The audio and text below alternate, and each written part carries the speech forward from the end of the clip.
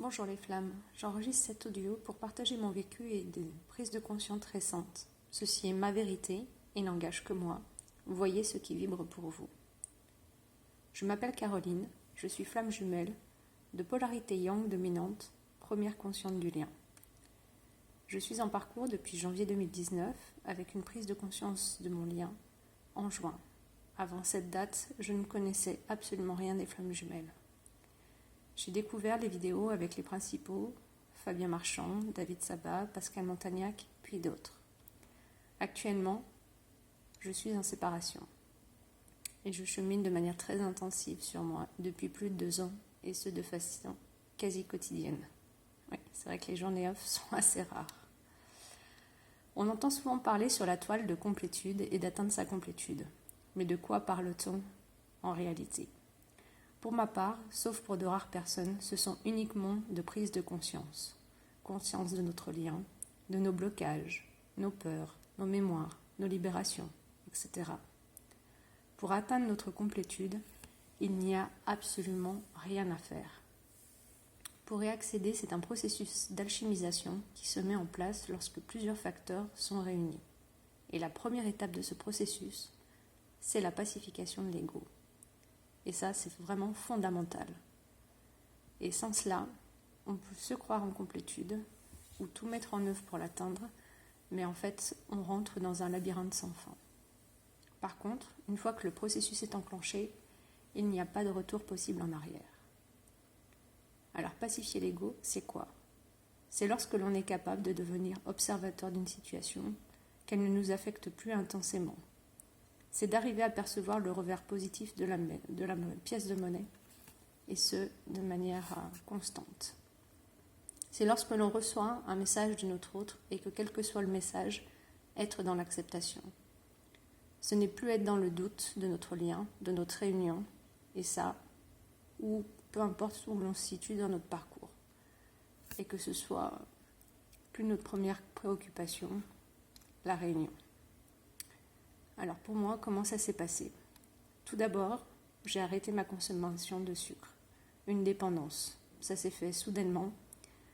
Ça s'est présenté à moi comme ça et je tiens bon. Une quinzaine de jours après, j'ai été poussée à écrire à mon jumeau, malgré plusieurs mois de silence. Sa réponse a été « Bonjour, qui c'est ?» Alors oui, le fait de penser « Je suis passée aux oubliettes » m'a traversé l'esprit 3 secondes. J'aurais pu penser « Je laisse tout tomber, ça sert à rien » ou encore je passe à autre chose. Mais en fait, pas du tout. Je lui en voulais pas.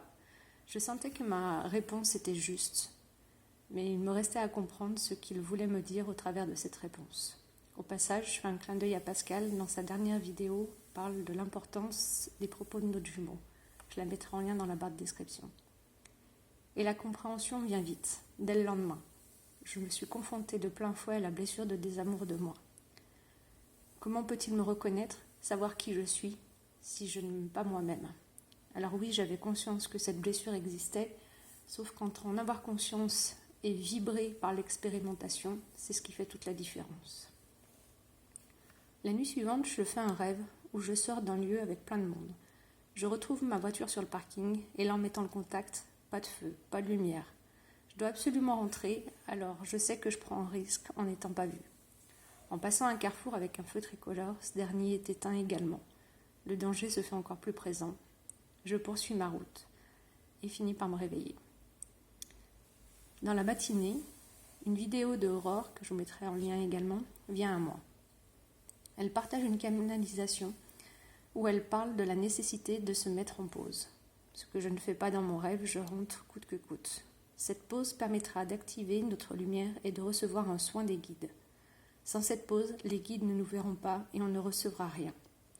Donc je me suis mis en pause, une vraie pause, pour réactiver ma lumière et reprendre ma place, ma puissance dans mon parcours.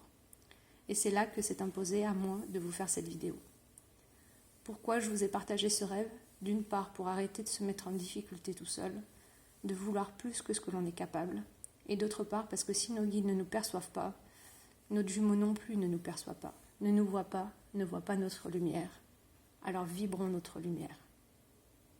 Si ça peut vous éclairer davantage, je peux mettre en parallèle mon ressenti à ce qu'il se passe dans le film Lucie de Luc Besson. On y découvre une femme totalement apeurée, terrifiée par la situation qu'elle est en train de vivre et dont elle ne voulait pas au départ. Ensuite, elle est totalement désorientée lorsqu'on lui a implanté la poche d'hormones dans le ventre, jusqu'au moment où un événement extérieur fait que cette dernière craque et qu'elle en absorbe malgré elle. Et là, l'alchimisation est en cours. Une mutation se produit, un bug dans sa façon d'être. À partir de cet instant, elle reprendra son pouvoir, délaissera toutes ses peurs, conscientisera tout très rapidement, et aucun retour en arrière ne sera possible. C'est le début de la complétude, où elle en atteindra les 100%. Aujourd'hui, j'ai totalement foi en mon parcours, en mon lien, mon jumeau, en l'être que je suis et en ma capacité de me donner de l'amour. J'espère que cette vidéo vous apportera des éclaircissements et vous permettra de cheminer. Si vous avez des questions, je vous indique mon adresse mail dans le descriptif. Prenez bien soin de vous les flammes.